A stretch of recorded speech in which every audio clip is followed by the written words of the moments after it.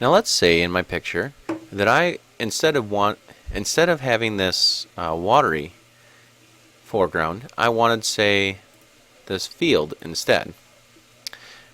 What I would need to do, instead of having this reflection here, I'll turn that off, and this stroke, I needed a drop shadow now.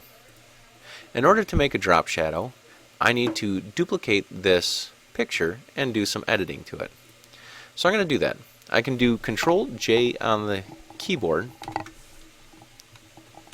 or I can go to Layer and Duplicate Layer, and we'll call this Shadow.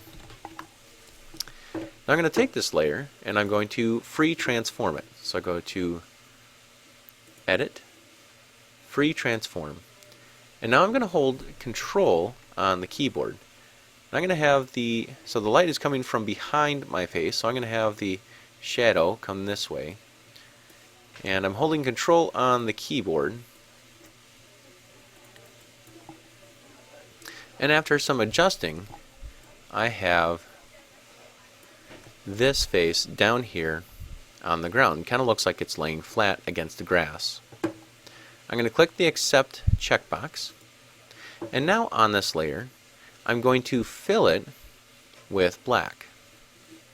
So actually I'm going to double click on the layer in the window, and it brings up these layer styles, and I'm going to go to Color Overlay, and it immediately turns it red, but I'm going to switch it and click on the color chip, change it to black, click OK. Also, shadows are fuzzy, so I'm going to blur this. So I go to Filter, Blur, and I like Gaussian blur because it allows me more control. So I'm going to increase the blurriness of this layer. Oh, too much. Bring it back there. That looks pretty good for the blurriness. Click OK. And then I'm going to turn down the opacity. So up at the top here it says opacity. I'm going to bring this down to about 50. That looks pretty good right there. And that's how you create a drop shadow in Photoshop. You duplicate the layer, you transform it so it looks like it's laying against the ground, you blur it, you fill it with black, and you turn the opacity down to match the picture. And that's it.